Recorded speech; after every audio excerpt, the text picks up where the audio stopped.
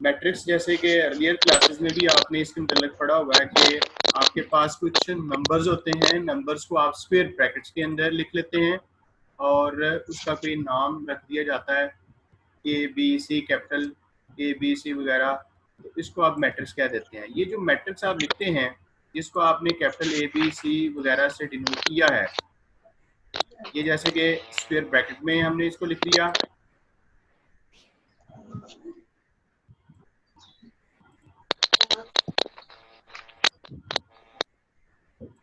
इसमें जो एलिमेंट्स लिखने का अंदाज है वो ये है कि नंबर्स इसके अंदर आपने हॉरिजेंटल लाइंस में लिखने हैं, जैसे कि ये 2 और 1 है, 1 और 3 है, या फिर आपने इसको वर्टिकल अलाइनमेंट में लिखना है।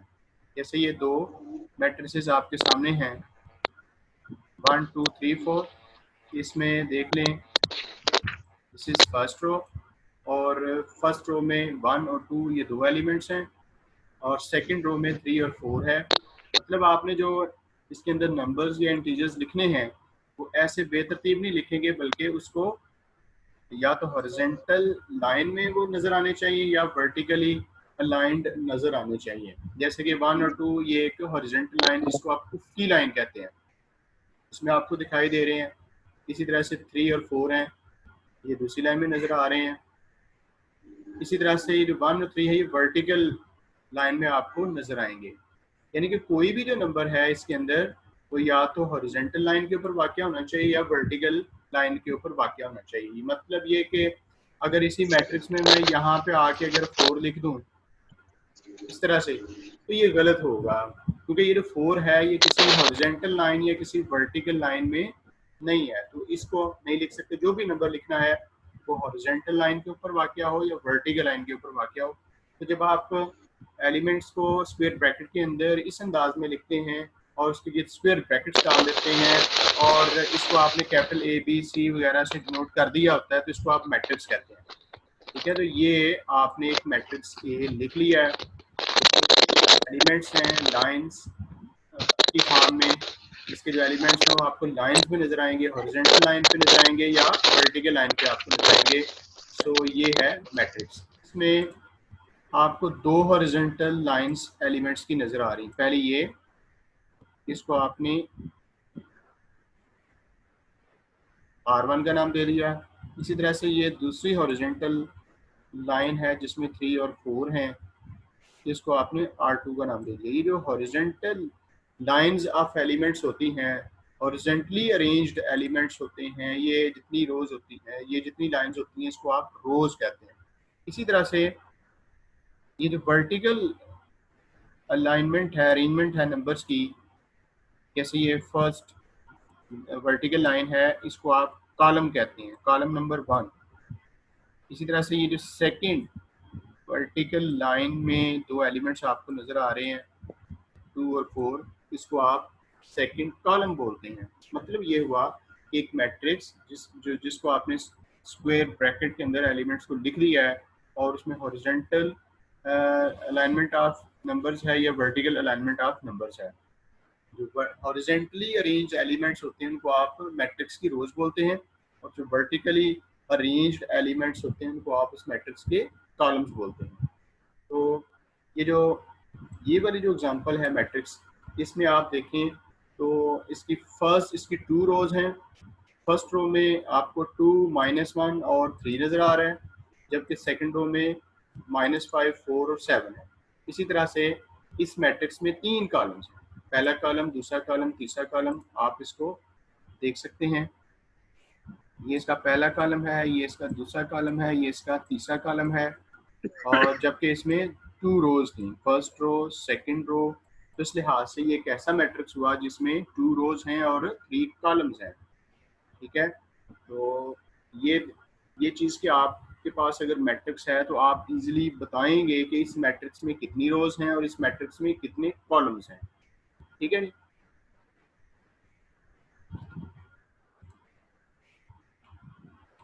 तो ये मैट्रिक्स क्या हुआ, a rectangular array of numbers enclosed bye a pair of square brackets. Square brackets के अंदर आपने नंबर्स को रख दिया है रेक्टेंगुलर एरे में। मतलब ये जैसे मैंने बताया कि हॉरिजेंटली अरेंज्ड एलिमेंट्स हों या वर्टिकली अरेंज्ड एलिमेंट्स हों, तो इसको आप कह रहे हैं रेक्टेंगुलर एरिया ऑफ नंबर्स।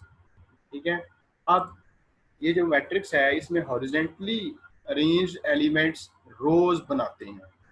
तो रोज क्या हुई? Horizontal lines of elements in matrix are called rows. Horizontal lines of elements in matrix are called rows. आपके सामने कोई सा भी मैट्रिक्स आ जाए, आपको बताना चाहिए कि इसमें कितनी रोज हैं, इसकी फर्स्ट रो में कौन कौन से एलिमेंट्स हैं और इसकी सेकंड रो में, या अगर और भी रोज हैं तो हर एक रो के बारे में आप बताएंगे कि इसमें कितनी रोज मौजूद हैं और हर रो में कौन कौन से एलिमेंट्स हैं। ठीक है। इसी तरह से आगे है columns. Vertical lines of elements in matrix जो होंगी इसको आप कॉलम्स बोलेंगे। जैसे कि इस ऊपर वाले मैट्रिक्स में मैंने मेंशन किया है कि इसके अंदर 2 कॉलम्स हैं।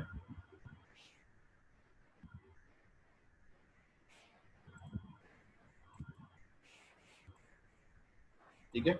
इसमें आप देख सकते हैं कि 2 कॉलम्स हैं। फर्स्ट कॉलम में 1 और 3 है, सेकंड कॉलम में 2 और 4 है। तो इस लिहाज से ये बन गया इसका फर्स्ट कॉलम, ये बन गया इसका सेकंड कॉलम। तो वर्टिकल लाइंस ऑफ एलिमेंट्स को आप कॉलम्स कहते हैं। तो ये इसमें मेंशन कर दिया गया है। इसके बाद ये है कि अगर आपको एक मैट्रिक्स की रोज या कॉलम्स का पता चल चुका है तो आप उस इन दोनों की मदद से मैट्रिक्स का ऑर्डर लिख सकते हैं। मैट्रिक्स का ऑर्डर लिख सकते हैं। मैट्रिक्स के ऑर्डर से क्या मुराद है? मैट्रिक्स के ऑर्डर को लिखने का मकसद ये है कि पता चल सके कि एक मैट्रिक्स जो है आपके पास उसमें कितनी रोज हैं और कितने कॉलम्स हैं। जैसे कि ये मैट्रिक्स आपको नज़र आ रहा है, इसमें 2 रोज और इस तरह से 3 कॉलम्स हैं। तो इसका हमने ऑर्डर लिखा 2 क्रॉस 3। यहाँ पे 2 क्रॉस 3 से मुराद 2 इंटू 3 नहीं है, बल्कि ये रिप्रेजेंट कर रहा है कि इस मैट्रिक्स में 2 रोज हैं। जो फर्स्ट प्लेस पे आपको डिजिट नजर आ रहा है वो ये बताता है कि गिवन मैट्रिक्स में कितनी रोज हैं। तो जैसे कि इस वाले मैट्रिक्स में 2 रोज हैं, लिहाजा जब आप इसका ऑर्डर लिखने जाएंगे तो फर्स्ट प्लेस पे आपने 2 लिखना है। इसके बाद ये क्रॉस के बाद आपने ये लिखना है कि इस मैट्रिक्स में कितने कॉलम्स हैं। जैसे कि आपने इसमें देख लिया है कि इस मैट्रिक्स में 3 कॉलम्स हैं, लिहाजा सेकंड प्लेस पर 3 आ गया। अगर आपके पास कोई एक मैट्रिक्स है और उसमें फर्ज कर लिया कि m रोज हैं, जैसे इस मैट्रिक्स में 2 रोज हैं, तो अगर इन जनरल बात करें तो फर्ज किया एक मैट्रिक्स में m रोज हैं। m से क्या मुराद है? कोई नंबर है 1 2 3। मैट्रिक्स में 1 रो 2 रो 3 रो ज्यादा रोज हो सकती हैं। और इसी तरह से फर्ज कर लेंगे उसमें n कॉलम्स हैं, तो इस मैट्रिक्स का जो ऑर्डर होगा वो होगा m क्रॉस n। जैसे कि इस वाले मैट्रिक्स की बात कर लें तो चूंकि इसमें 2 रोज और 3 कॉलम्स हैं, लिहाजा हम लिखेंगे कि इस मैट्रिक्स का ऑर्डर क्या है? 2 क्रॉस 3 है। इससे पहले जो ये वाला मैट्रिक्स हमने डिस्कस किया है, चूंकि आपको नजर आ रहा है इसमें 2 रोज और 2 कॉलम्स हैं, लिहाजा इसका ऑर्डर कितना होगा? इसका अगर मैं ऑर्डर लिखना चाहूँगा तो वो क्या लिखेंगे? ये लिखेंगे 2 क्रॉस 2। तो इस वाले मैट्रिक्स का ऑर्डर है 2 क्रॉस 3, चूंकि इसमें 2 रोज हैं। देखिए हॉरिजेंटल लाइंस जितनी बनती हैं नंबर्स की वो होती हैं रोज। तो चूंकि इसमें ये पहली और दूसरी 2 लाइंस हैं, हॉरिजेंटल वर्टिकल लाइंस जो अमूदी लाइनें हैं वो 3 हैं, लिहाजा इसका ऑर्डर जब आप लिखेंगे तो लिखेंगे 2 क्रॉस 3। अब अगली जो बात हम करने लगे हैं वो ये है कि जब आपके पास एक मैट्रिक्स आ जाता है, जैसे ये ऊपर आपको एक मैट्रिक्स नजर आ रहा है, इसमें जो ये एलिमेंट्स लिखे हुए हैं, जैसे आपको ये इसमें 2 नजर आ रहा है, इसमें आपको -1 नजर आ रहा है, इसमें आपको 3 नजर आ रहा है और ये 6 एलिमेंट्स हैं। ठीक है। अगर आप इसके फर्स्ट रो के एलिमेंट्स को देखें तो वो 2 है, -1 है और 3 है। तो ये एक ऐसा मैट्रिक्स है जिसकी 2 रोज और 3 कॉलम्स हैं। तो अगर हमने इन जर्नल बात करनी हो, ये देखें ये भी एक मैट्रिक्स लिखा हुआ है और इसमें भी ये एलिमेंट्स हैं, मेंबर्स हैं इसके, और इसमें भी 2 रोज हैं और इस तरह से 3 कॉलम्स हैं। ठीक है ना? कॉलम्स हैं। तो ये जर्नल फॉर्म है मैट्रिक्स की, यानी कि यहाँ पे ये पहला एलिमेंट है A11, जबकि इस वाले हमारे मैट्रिक्स में पहला एलिमेंट था 2। ये फर्स्ट रो का फर्स्ट एलिमेंट है। ठीक है। ये एलिमेंट है, ये कैसा है? ये आप देखें तो ये फर्स्ट रो में है। ये जो एलिमेंट है ये फर्स्ट रो में है और यही एलिमेंट फर्स्ट कॉलम में है। यानी कि इसको अगर आप इसकी जी सर। लोकेशन बताना चाहें कि कहाँ पे ये एलिमेंट, तो ये एलिमेंट ऐसा है जो फर्स्ट रो में है और फर्स्ट कॉलम में है। अब ये जो एलिमेंट है A12, तो आप देखें ये अभी भी पहली लाइन में है यानी कि फर्स्ट रो में है, लेकिन अब ये सेकंड कॉलम है।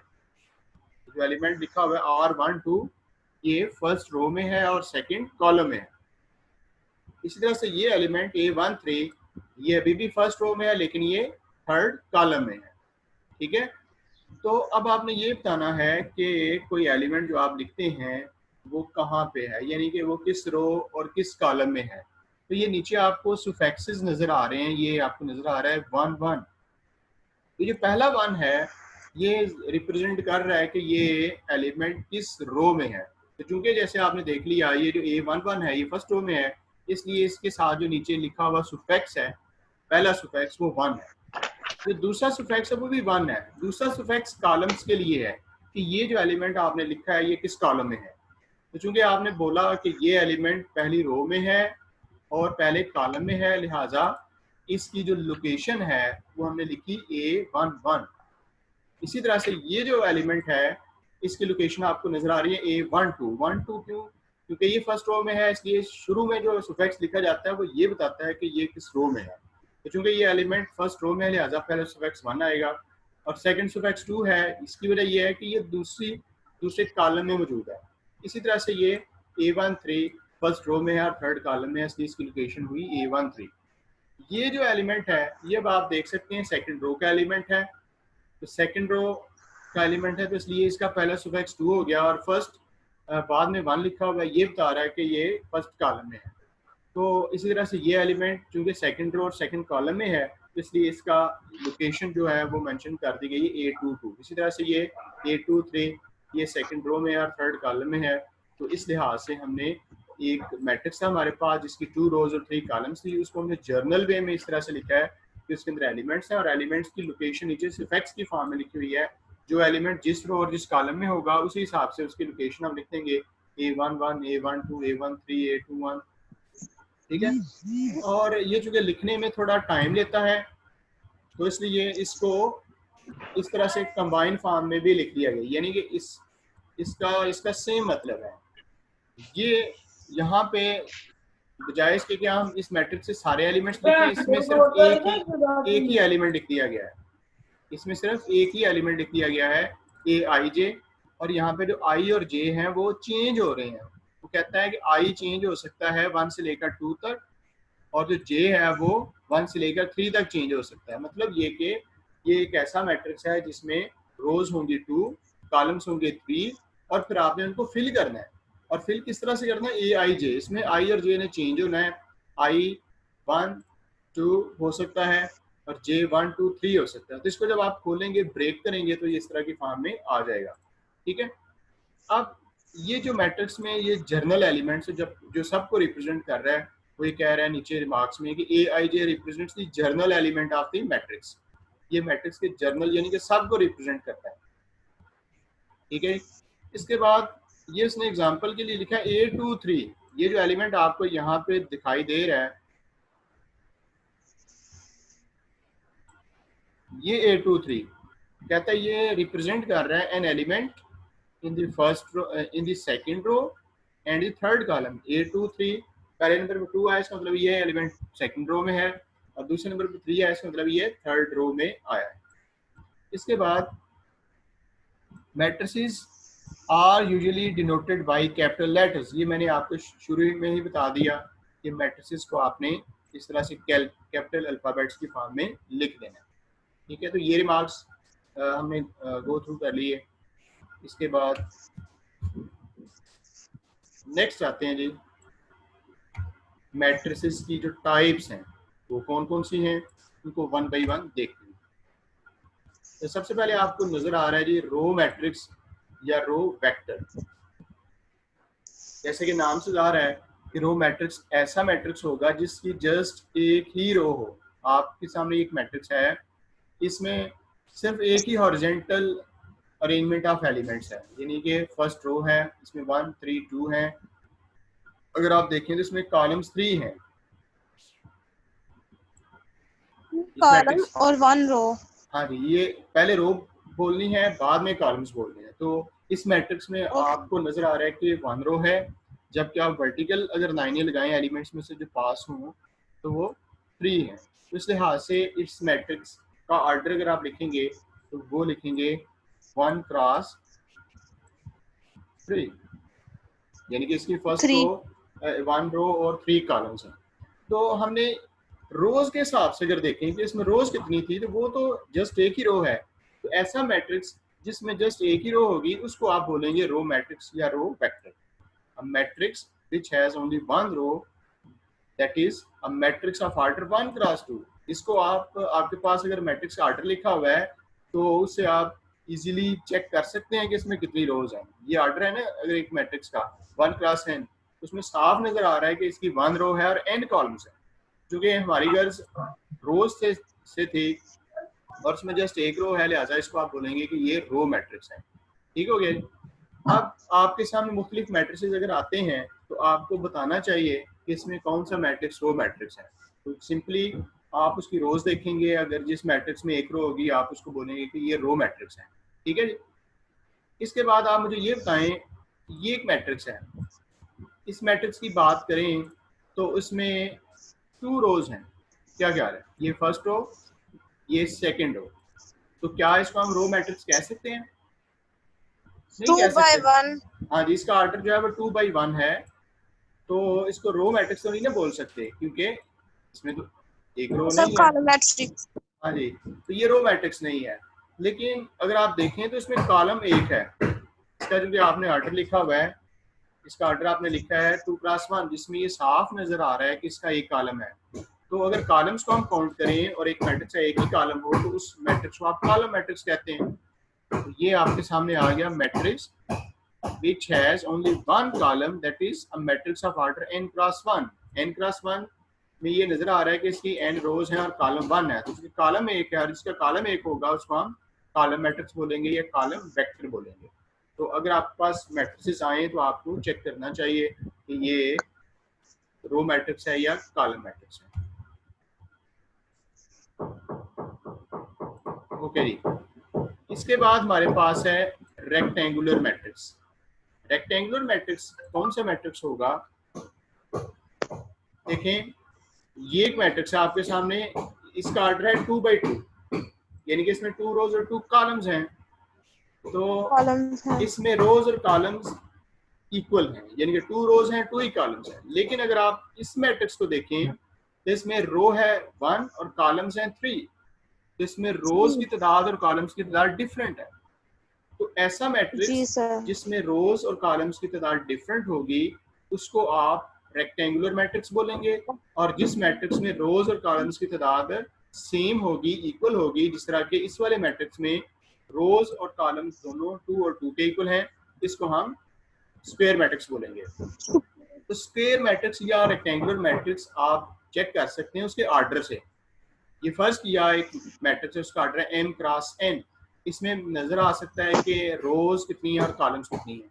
तो यहाँ से भी आप देख सकते हैं कि अगर मैट्रिक्स में रोज और कॉलम्स इक्वल हैं तो आप उसको स्क्वायर मैट्रिक्स बोलेंगे, और अगर इक्वल नहीं है तो आप उसको column matrix sorry rectangular matrix बोलेंगे। ठीक है। अब इसके बारे में बता दें, ये जो मैट्रिक्स है 2 और 4, ये स्क्वायर मैट्रिक्स है या रेक्टेंगुलर मैट्रिक्स? क्योंकि इसमें रोज हैं 2, कॉलम है 1, तो ये रोज और कॉलम इक्वल नहीं है, लिहाजा ये रेक्टेंगुलर मैट्रिक्स होगा। ठीक है। और ये मैट्रिक्स, इसका ऑर्डर 2 by 2 है, इसमें रोज और कॉलम्स इक्वल है, लिहाजा ये स्क्वायर मैट्रिक्स हुआ। स्क्वायर मैट्रिक्स हुआ। ये जो साथ में एक और मैट्रिक्स लिखा हुआ है, ये मैट्रिक्स ऐसा है जिसकी एक रो है और एक ही कॉलम है, रोज और कॉलम इसमें भी सेम है, लिहाजा ये स्क्वायर मैट्रिक्स हुआ।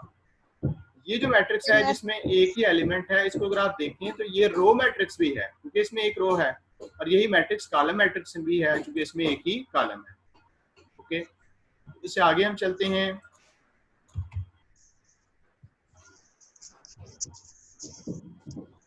अब हम थोड़ी सी बात कर लेते हैं स्क्वायर मैट्रिसेस की। ये स्क्वायर मैट्रिसेस की जो टाइप्स हैं उनके हवाले से थोड़ा देखते हैं कि अगर आपके पास, ये देखिए, ये आपके पास एक स्क्वायर मैट्रिक्स है, यानी कि इसमें 2 रोज और 2 कॉलम्स हैं। तो अगर आप देखें इसके मैं कुछ एलिमेंट्स को अंडरलाइन करता हूँ, ये है 1 और 4, ये 1 एंड 4। ये जो मैट्रिक्स है जिनको मैंने सर्कल किया है, इसको बोलते हैं कि ये इस मैट्रिक्स का प्रिंसिपल डायगोनल है। Principal diagonal of the matrix वो क्या होता है, इसमें डायगोनल के एलिमेंट्स होते हैं। देखो ना, आप इन जनरल ज्योमेट्री में जानते हैं कि अगर ये एक रेक्टेंगल हो तो ये जो लाइन मैं खींचने लगा हूँ इसको हम कहते हैं कि ये इसका डायगोनल है। ठीक है, ये भी डायगोनल है, दो डायगोनल होते हैं, एक आप रेक्टेंगल में देखें, ये जो पहला डायगोनल है ना इसको बोलते हैं प्रिंसिपल डायगोनल, और ये जो दूसरा है इसको आप सेकेंडरी डायगोनल बोलते हैं। तो इसी तरह से अगर आप मैट्रिक्स को भी इसी अंदाज में देखें तो मैट्रिक्स में ये जैसे मैंने नॉमिनेट किया है सर्कल के अंदर 1 और 4, ये इसका प्रिंसिपल डायगोनल है। और अगर मैं ये दूसरी लाइन लगाऊं जिसमें 1 और 2 आएंगे तो वो उसका सेकेंडरी डायगोनल होगा। तो ऐसा मैट्रिक्स के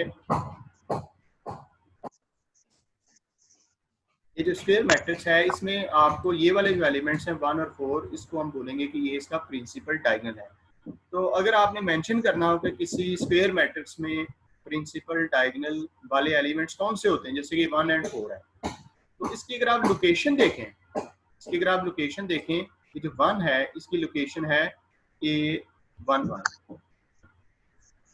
क्या है इसकी लोकेशन क्या है, A11। जैसे आपने ऊपर यहाँ पे एलिमेंट्स की लोकेशन को मेंशन किया है ना, वो एलिमेंट जो फर्स्ट और फर्स्ट कॉलम में होता है उसके साथ हम सुफिक्स लिखते हैं A11। जो एलिमेंट फर्स्ट और सेकंड कॉलम में है उसके साथ हम लिखते हैं A12। इसी तरह से आप इसको भी देखें, ये जो हम प्रिंसिपल डायगोनल की बात कर रहे हैं, ये जो एलिमेंट है 1 इसकी लोकेशन है A11, ये जो है इसकी लोकेशन है A12, ये जो 2 है इसकी लोकेशन है A21, और ये जो लास्ट वाला एलिमेंट है इसकी लोकेशन क्या है, A22। ठीक है, तो ये जो डायगोनल के एलिमेंट्स हैं, प्रिंसिपल डायगोनल के एलिमेंट्स हैं, इसके जो एलिमेंट्स की पोजीशन है उसमें सुफिक्स सेम है। जैसे आप देखें ना, 1 है इसकी लोकेशन क्या है, A11, तो पहला सुफिक्स भी 1 है, दूसरा सुफिक्स भी 1 है।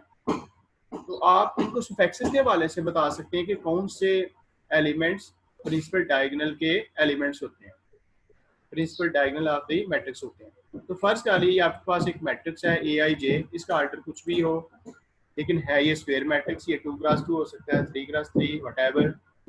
देन इसका जो एलिमेंट है AIJ जिसमें I और J सेम हो, जिस तरह से इस पहले एलिमेंट में की लोकेशन है A11, यानी कि इसमें रो नंबर और कॉलम नंबर सेम है, ये फर्स्ट और फर्स्ट कॉलम में है, ये सेकंड रो और सेकंड कॉलम में है, इनकी लोकेशन A11 और A22 है। तो जिन एलिमेंट्स की लोकेशन में जो सुफिक्स की पोजीशन है वो सेम हो, A11 A22 हो, तो उसको आप principal diagonal of the matrix बोलते हैं। ठीक है, तो इस मैट्रिक्स के जो प्रिंसिपल डायगोनल के एलिमेंट्स हैं वो 1 और 4 हैं। ठीक है, तो आपके पास अगर स्क्वायर मैट्रिक्स है तो आप इसमें बताएंगे कि इसके प्रिंसिपल डायगोनल के एलिमेंट्स कौन कौन से हैं, ये आप बताएं। इसके बाद नेक्स्ट हमारे पास है जी डायगोनल मैट्रिक्स। डायगोनल मैट्रिक्स क्या होता है? डायगोनल मैट्रिक्स एक ऐसा स्क्वायर मैट्रिक्स होता है कि जिसमें जो डायगोनल एलिमेंट्स हैं उनके अलावा ये इसमें देखें 5 और 1 इसके डायगोनल के एलिमेंट हैं, प्रिंसिपल डायगोनल के एलिमेंट्स हैं। इसके अलावा ये जो ऊपर और नीचे वाले सारे एलिमेंट्स हैं वो सारे के सारे 0 होने चाहिए। इसको मैं ऐसे कर देता हूँ, तो ये है इसका प्रिंसिपल डायगोनल। प्रिंसिपल डायगोनल के अलावा बाकी सारे एलिमेंट्स अगर किसी स्क्वायर मैट्रिक्स में 0 हो तो उसको आप डायगोनल मैट्रिक्स कहते हैं। और चूंकि प्रिंसिपल डायगोनल के एलिमेंट्स को हम मेंशन करते हैं ऐसे सुफिक्सेस से जो कि आपस में इक्वल होते हैं, तो लिहाजा हम डायगोनल मैट्रिक्स को इस अंदाज में डिफाइन करेंगे कि late AIJ be a square matrix of order n if AIJ is equal to 0 for all I not equal to J। देखें ये जो ऊपर नीचे 0 हैं इनकी अगर आप पोजीशन लिखें तो ये बनती है इसकी नीचे वाले 0 की A21, यानी कि इसमें I2 है और J 1 है, इसमें I और J सेम नहीं है। तो डायगोनल मैट्रिक्स वो होगा जिसमें ऐसे एलिमेंट्स जिनकी जो रोज और कॉलम्स इक्वल नहीं है वो सारे के सारे ज़ीरो होने चाहिए। और जो डायगनल एलिमेंट्स हैं, ये जो 5 और 1 है, ये जो है ये ज़ीरो नहीं होने चाहिए। कम से कम एक इसमें ज़ीरो नहीं होना चाहिए, यानी कि आप देख सकते हैं इसका प्रिंसिपल डायगनल ज़ीरो ना हो, मे बी के 5 ज़ीरो हो जाए लेकिन 1 ज़ीरो नहीं होना चाहिए, 1 ज़ीरो हो जाए लेकिन 5 ज़ीरो ना हो, जबकि ये प्रिंसिपल डायगनल के अलावा बाकी सारे एलिमेंट्स ज़ीरो होने चाहिए। इस तरह के मैट्रिक्स को आप डायगनल मैट्रिक्स कहते हैं। ठीक है, तो आपके पास अगर स्क्वायर मैट्रिक्स आए तो आप उसको कैसे चेक करेंगे कि ये डायगनल है या नहीं है? सिंपली आपने देखना है कि इसके डायगनल के अलावा सारे एलिमेंट्स ज़ीरो हों और जो डायगनल के एलिमेंट्स हैं वो सारे ज़ीरो ना हों, यानी कि वो या तो सारे डायगनल एलिमेंट्स नॉन ज़ीरो हों, अगर ज़ीरो हैं तो सारे ज़ीरो ना हों। ठीक है, तो इसको आप डायगनल मैट्रिक्स बोलेंगे। इसी तरह से स्केलर मैट्रिक्स है। स्केलर मैट्रिक्स क्या है? ये बेसिकली एक डायगोनल मैट्रिक्स है। जैसे आपको ये नजर आ रहा है मैट्रिक्स, ये है तो डायगोनल मैट्रिक्स, क्योंकि इसमें डायगोनल एलिमेंट्स के अलावा बाकी सारे एलिमेंट्स जीरो हैं, लेकिन जो डायगोनल एलिमेंट्स हैं वो दोनों आपस में इक्वल है। यहाँ पर भी 5 है, इधर भी 5 है। तो ऐसा डायगोनल मैट्रिक्स जिसमें जो डायगोनल एलिमेंट्स हैं वो आपस में इक्वल हों, उसको आप स्केलर मैट्रिक्स बोलते हैं। ठीक है, इसके बाद नेक्स्ट आ गया यूनिट मैट्रिक्स और आइडेंटिटी मैट्रिक्स। ये आपको नजर आ रहा है, ये भी एक डायगोनल मैट्रिक्स है। इसमें भी नॉन डायगोनल एलिमेंट्स जीरो हैं, लेकिन जो डायगोनल एलिमेंट्स हैं वो ना सिर्फ के आपस में इक्वल हैं बल्कि वो दोनों 1 1 ईच के इक्वल हैं। तो ऐसा आप कह सकते हैं कि ये एक ऐसा स्केलर मैट्रिक्स है कि जिसमें जो डायगोनल एंट्रीज हैं, डायगोनल के एलिमेंट्स हैं, वो दोनों 1 1 ईच के इक्वल हैं। ठीक है, इसके बाद आगे नल मैट्रिक्स और जीरो मैट्रिक्स। तो सिंपली नाम से ही ज़ाहिर है कि ये जैसे एक मैट्रिक्स है, इसमें सारे के सारे एलिमेंट्स 0 0 0 हैं। तो एक ऐसा मैट्रिक्स जिसमें सारे के सारे एलिमेंट्स जीरो होंगे, इसको आप नल मैट्रिक्स या जीरो मैट्रिक्स बोलेंगे। अब जो नल मैट्रिक्स या जीरो मैट्रिक्स है, ये 2x2 का भी हो सकता है, ये 3x3 का भी हो सकता है। अगर आप 3 रोज और 3 कॉलम्स लें और उसमें सारे के सारे एलिमेंट्स को जीरो पुट कर दें, तो ये एक नया मैट्रिक्स होगा जो कि जीरो मैट्रिक्स होगा। यानी कि जीरो मैट्रिक्स तो होगा लेकिन उसका ऑर्डर चेंज होगा। ठीक है, equal matrix, two matrix equal कब होंगे? अगर इसमें दो चीज़ें, नंबर एक, ये दोनों मैट्रिक्स के ऑर्डर सेम होने चाहिए। इसका मतलब ये है कि दोनों मैट्रिक्स की रोज और कॉलम्स आपस में इक्वल हो। अगर आपके पास पहला मैट्रिक्स 2x2 है तो दूसरा मैट्रिक्स भी 2x2 होना चाहिए। जैसे कि आपको फिगर में नज़र आ रहा है स्क्रीन पर, एक मैट्रिक्स है 2 3 1 2, इसकी 2 रोज 2 कॉलम्स हैं। दूसरा मैट्रिक्स है, इसमें 3 -1 सिंगल एलिमेंट है। ठीक है, इसको आप इसकी 2 रोज और 2 कॉलम देती हैं कि पहले कॉलम में क्या 3 -1, दूसरे कॉलम में क्या 5 -4, क्योंकि सब्ट्रैक्शन के बाद ये बन जाएगा 2, उसको आप सिंगल एलिमेंट के तौर पर लें, इसमें 2 कॉलम्स नहीं देते। तो ये कि इसमें रोज और कॉलम्स की तादाद सेम है। दूसरे नंबर पे अगर आप इनके कॉरस्पॉन्डिंग एलिमेंट्स देखें, पहले मैट्रिक्स में ऐसा एलिमेंट जो फर्स्ट रो और फर्स्ट कॉलम में है वो है 2, दूसरे मैट्रिक्स में वो एलिमेंट जो कि फर्स्ट रो और फर्स्ट कॉलम में है वो है 3 -1, वो भी 2 के इक्वल होता है। तो फर्स्ट रो का फर्स्ट एलिमेंट पहले मैट्रिक्स का और फर्स्ट रो और फर्स्ट कॉलम का एलिमेंट दूसरे मैट्रिक्स में सेम है। इसी तरह से पहले मैट्रिक्स में जो एलिमेंट फर्स्ट रो और सेकंड कॉलम में है वो है 3, और इसके बाद जो सेकंड मैट्रिक्स में वो एलिमेंट जो फर्स्ट रो और सेकंड कॉलम है वो भी 3 है। इसको हम कह रहे हैं कि हम कॉरस्पॉन्डिंग एलिमेंट्स को मैच कर रहे हैं। तो 2 का इस मैट्रिक्स में कॉरस्पॉन्डिंग एलिमेंट 3 -1 है, ये आपस में इक्वल हो गए। फर्स्ट मैट्रिक्स में जो एलिमेंट फर्स्ट और सेकंड कॉलम में वो 3 है और इसका कॉरस्पॉन्डिंग एलिमेंट 3 वो भी सेम है। इसी तरह से आप इसका नेक्स्ट एलिमेंट देखें 1 है और इसका कॉरस्पॉन्डिंग एलिमेंट 5 -4 है, वो दोनों सेम है। तो इसी तरह से सारे के सारे एलिमेंट्स कॉरस्पॉन्डिंग एलिमेंट्स जो है वो मुतनाज़रा एलिमेंट्स आपस में सेम है। तो इस तरह के दो मैट्रिक्स को आप इक्वल मैट्रिक्स बोलेंगे। तो अगर आपके पास दो मैट्रिक्स आते हैं तो आपको चेक करना चाहिए नंबर 1 कि क्या इनकी ऑर्डर सेम है। वो चेक करने के बाद फिर आपने इनको एलिमेंट वाइज टैली करना है कि कॉरस्पॉन्डिंग एलिमेंट्स भी अगर सेम है तो उनको आप इक्वल मैट्रिक्स कह सकते हैं। नेक्स्ट है जी एडिशन ऑफ मैट्रिसेस। अगर आपके पास टू मैट्रिसेस हैं, आप उनको ऐड करना चाहते हो तो कैसे करोगे, और ऐड करने का प्रोसेस क्या क्या है, क्या आप हर दो मैट्रिसेस को ऐड कर सकते हैं, तो ये सारी चीज़ें हमें देखनी पड़ेंगी। पहली बात जो गौरतलब है वो ये कि दो मैट्रिसेस अगर आपके पास ए और बी हैं तो आप उनको ऐड तब ही कर सकते हैं अगर दोनों का ऑर्डर सेम हो।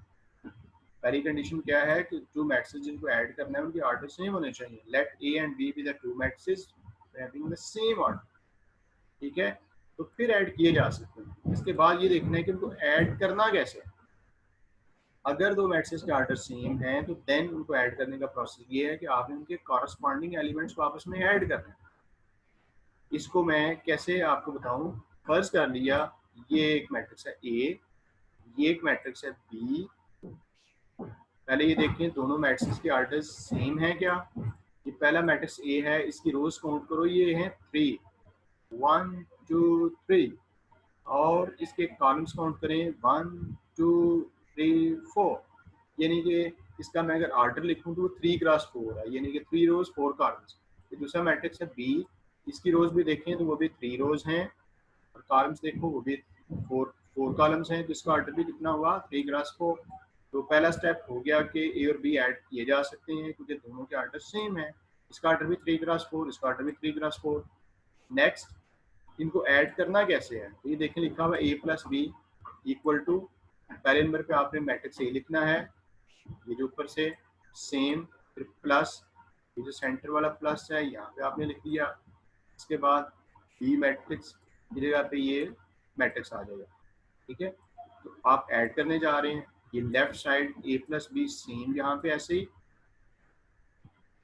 ये इक्वल का साइन सेम आपने यहाँ पे लगा दिया।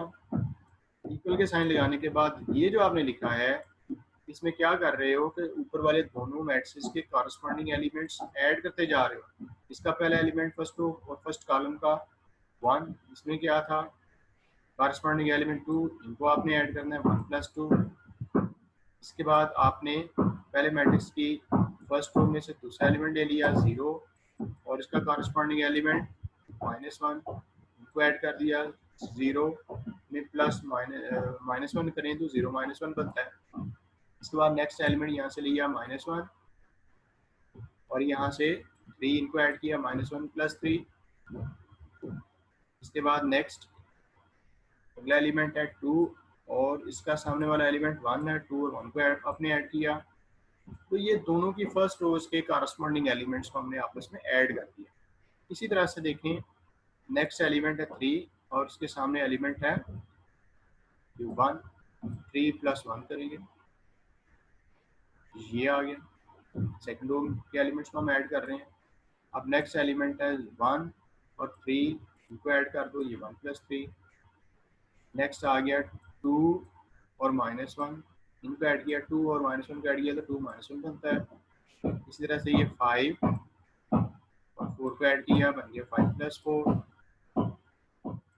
इसके बाद आप तीसरी रो पे पहुंच गए हैं। इसका पहला एलिमेंट 0, इसका पहला एलिमेंट 3, 0 3 को आपने ऐड कर दिया।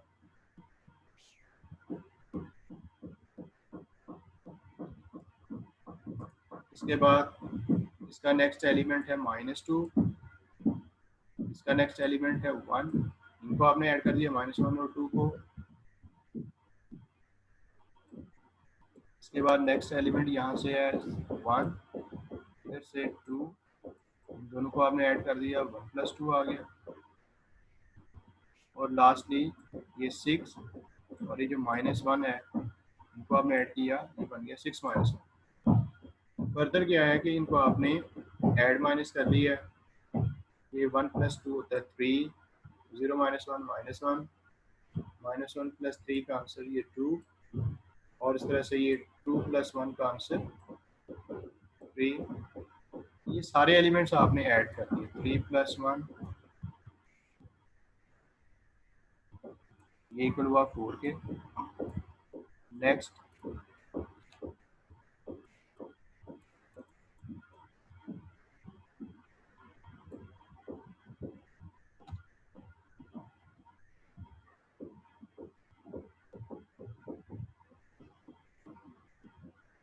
नेक्स्ट है जी 2 माइनस 1, ये 1 के बराबर हुआ।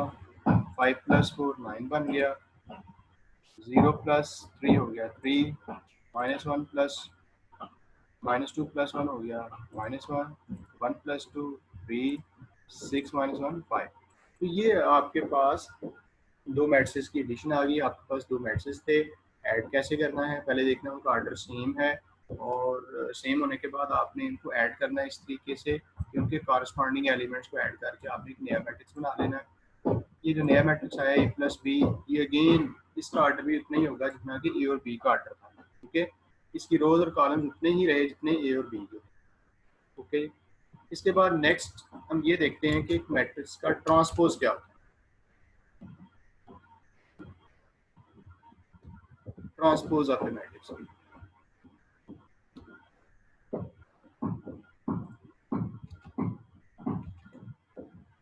देखेंगे।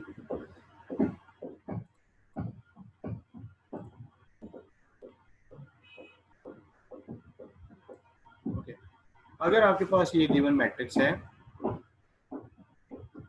इसमें जो फर्स्ट रो है जो कि आपको नजर आ रही है 1 और 2, इसको अगर आप फर्स्ट कॉलम में चेंज कर दें, यानी कि फर्स्ट रो को फर्स्ट कॉलम बना दें, सेकंड रो को सेकंड कॉलम बना दें, तो जो नया मैट्रिक्स होगा उसको हम ए रेज़ पावर टी से दार करेंगे और बोलेंगे कि ये गिवन मैट्रिक्स ए का ट्रांसपोज है। अगर आपके पास एक गिवन मैट्रिक्स ए है तो उसके ट्रांसपोज से क्या मुराद है कि आप उसकी रोज को कॉलम में चेंज कर दें और सिमिलरली कॉलम्स को रोज। जब आप रोज को कॉलम में चेंज करेंगे तो ऑटोमेटिकली कॉलम्स रोज में चेंज हो चुके होंगे। इस तरीके से जो नया मैट्रिक्स हासिल होता है जिसको ए रेज़ पावर टी से दार करते हैं, ये हमें बताता है कि दिस इज ट्रांसपोज ऑफ ए। तो गिवन मैट्रिक्स ए है तो उसके ट्रांसपोज से मुराद एटी होता है और उसमें रोज को कॉलम और कॉलम को रोज में चेंज करना होता है। तो अगर आपके पास जो शुरू वाला मैट्रिक्स था ए, उसका ऑर्डर था एम क्रॉस एन, तो जो एक ए ट्रांसपोज होगा उसका ऑर्डर चेंज हो चुका होगा क्योंकि पहले मैट्रिक्स में जितनी रोज थी आप दूसरे मैट्रिक्स में उतने कॉलम्स बन चुके हैं और जितनी पहले मैट्रिक्स के कॉलम्स थे उतनी सेकंड मैट्रिक्स की रोज बन चुकी हैं। तो हुआ क्या कि ये अगर ए का ऑर्डर है तो ये होगा ए ट्रांसपोज का ऑर्डर, यानी कि इसमें चेंज क्या आया कि जितनी रोज थी आप उतने कॉलम्स हैं और जितनी कॉलम्स से उतनी रोज होगी। मतलब ये हुआ कि ट्रांसपोज लेने से मैट्रिक्स का ऑर्डर चेंज होता है, रोज कॉलम्स में, कॉलम्स रोज में चेंज हो जाती हैं। अगर तो मैट्रिक्स आपका स्क्वायर मैट्रिक्स था तो फिर क्योंकि उसमें एम और एन इक्वल होते हैं तो उसका ऑर्डर सेम रहता है। लेकिन अगर आपके पास मैट्रिक्स रेक्टेंगुलर था तो आप उसका ऑर्डर चेंज हो चुका होगा क्योंकि रोज और कॉलम्स डिफरेंट होती हैं रेक्टेंगुलर मैट्रिक्स में। नेक्स्ट हमारे पास ये एक एग्जांपल है जिसमें आपको ये दो मैट्रिक्स गिवन हैं ए और बी और आपने ये वाला रिजल्ट वेरीफाई करना है। ये रिजल्ट हर मैट्रिक्स के लिए, हर दो मैट्रिक्स के लिए ट्रू है जिनको आप ऐड कर सकते हैं। तो उसने ये दो मैट्रिक्स दिए हैं एग्जांपल में, ए मैट्रिक्स और बी मैट्रिक्स। आपने ये वाली इक्वेशन वेरीफाई करनी है। इसकी लेफ्ट साइड को अगर आप देखें, सबसे पहले हम इसकी लेफ्ट साइड को कैलकुलेट करेंगे। लेफ्ट साइड में लिखा हुआ है कि ए प्लस बी का ट्रांसपोज। देखो आपने ए प्लस बी का ट्रांसपोज लेना है। जिस मैट्रिक्स का ट्रांसपोज लेना होता है पहले आपके पास वो मैट्रिक्स आना चाहिए। तो सबसे पहला स्टेप हमने यही किया कि हमने ए और बी को ऐड किया। ये अभी थोड़ी देर पहले हमने डिस्कस किया कि इनको ऐड कैसे किया है और ऐड करने के बाद ये जो रिजल्ट आया ना, ये क्या है, this is A plus B. ठीक है, ये क्या है, ये A plus B.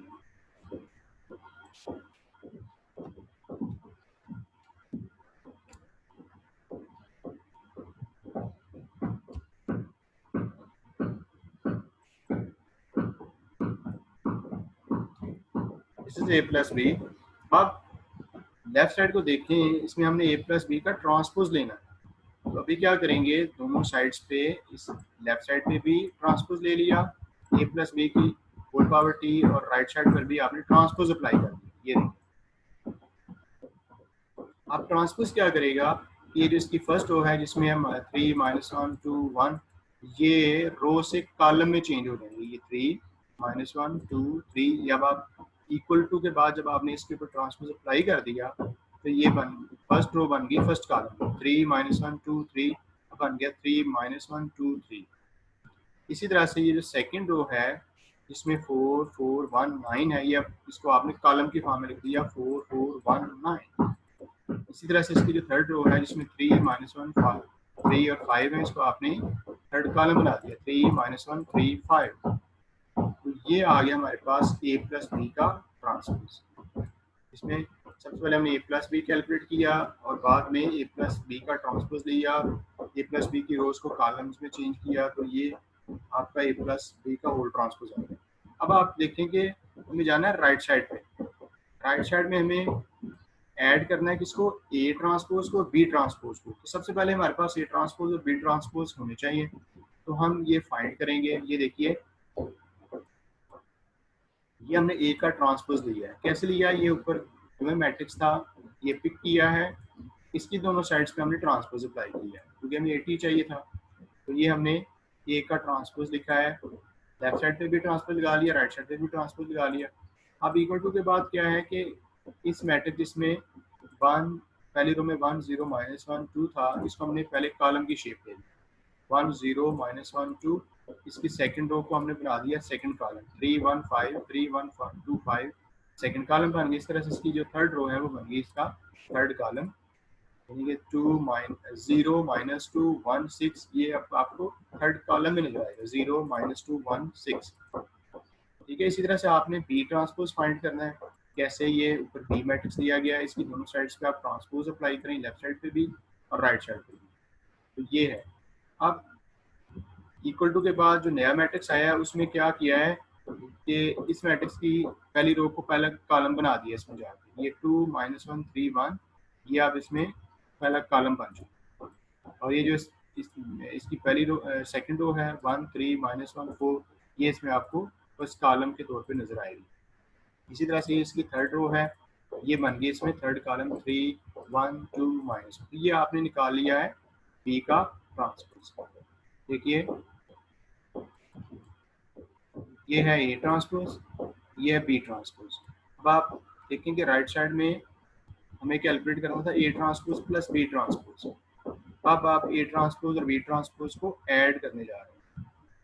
A transpose और बी ट्रांसपोज ये इसकी लेफ्ट साइड में ऐड होगी और राइट साइड में ये मैट्रिक्स है, ये ट्रांसपोज है, प्लस का साइन है इसके बाद बी ट्रांसपोज। अब आपने इनको ऐड कैसे करना है, ऐड उसी तरीके से करना है कि इन्हीं दोनों मैट्रिक्स के जो कॉरस्पॉन्डिंग एलिमेंट्स हैं वो आपस में ऐड हो जाएंगे।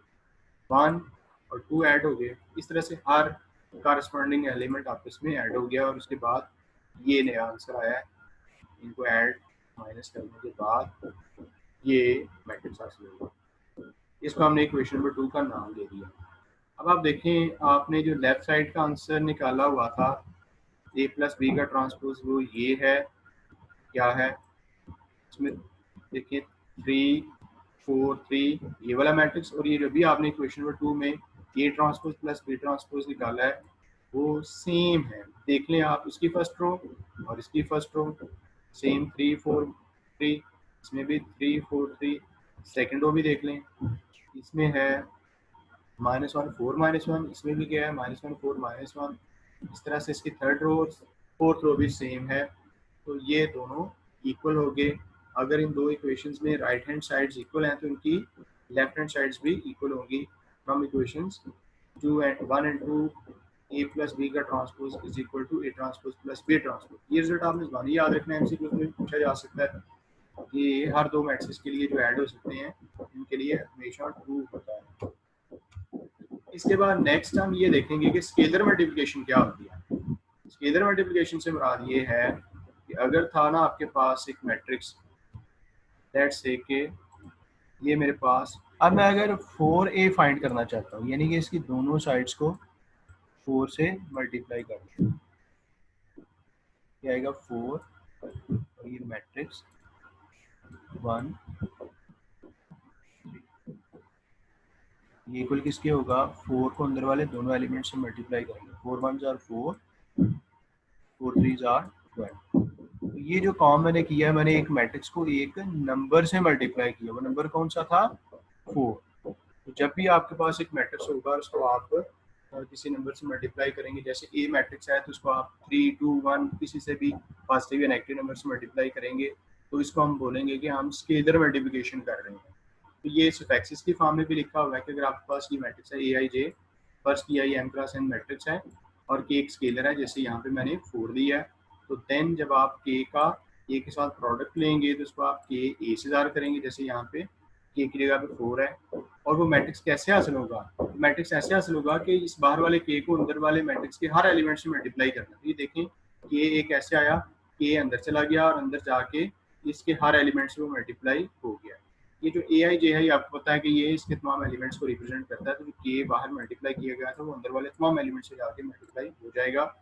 इसके स्केलर मल्टीप्लिकेशन के बाद जो नया मैट्रिक्स आएगा उसका आर्डर चेंज नहीं होगा, वो एम क्रॉस एन ही होगा। जैसे ये देखें यहाँ पर ए मैट्रिक्स का आर्डर था, कॉलम मैट्रिक्स था, तो ये स्केलर मल्टीप्लिकेशन के बाद भी कॉलम मैट्रिक्स ही रहा, यानी कि इसकी 2 रोज और एक कॉलम ही रहे। इसके बाद सब्ट्रैक्शन है। मैट्रिसेस की सब्ट्रैक्शन कैसे करते हैं? सिंपल है कि अगर आपके पास 2 मैट्रिसेस हैं, लेट्स से कि ए और बी, तो और दोनों का आर्डर सेम होना चाहिए, तभी एडिशन और सब्ट्रैक्शन तब हो सकती है जब दोनों मैट्रिसेस के आर्डर सेम हो। तो देन आप ए माइनस बी करना चाहते हैं, कैसे करेंगे? आपने ए मैट्रिक्स में दूसरे मैट्रिक्स का नेगेटिव ऐड करना है, ठीक है, यानी कि दूसरे मैट्रिक्स के एलिमेंट्स के साइन चेंज कर लें, देन उनको आपस में ऐड करें, तो आपके पास ये आ जाएगा ए माइनस बी। इसकी एग्जांपल भी हम दे सकते हैं, एक्सरसाइज में भी मौजूद है। तो सिंपल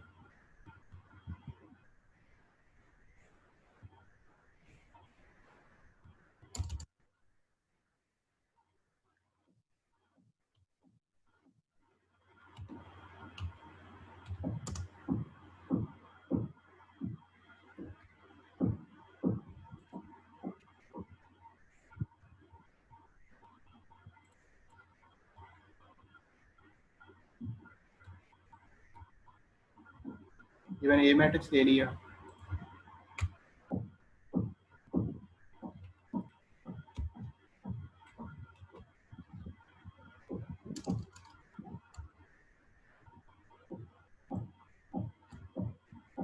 और ये मैट्रिक्स बी ले लिया।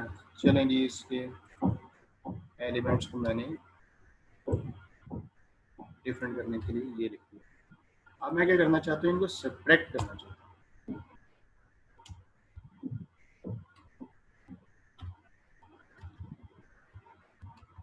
तो कैसे होगा? इसमें आपने इन दोनों के कारस्पॉन्डिंग एलिमेंट्स को आपस में सब्ट्रैक्ट करना। देखो, इसके फर्स्ट एलिमेंट में से इसका फर्स्ट एलिमेंट माइनस करो, ये आ जाएगा 1 माइनस 1। आप ए मैट्रिक्स के सेकंड एलिमेंट, फर्स्ट रो के सेकंड एलिमेंट में से इसका सेकंड एलिमेंट माइनस करो, तो ये आएगा 2 माइनस 2।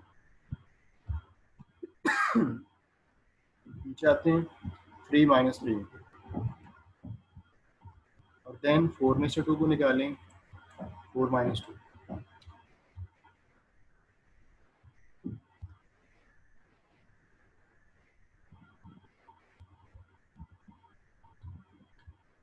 तो ये आगे आप इसका आंसर लिख लेंगे, ये फर्दर किसके इक्वल आता है।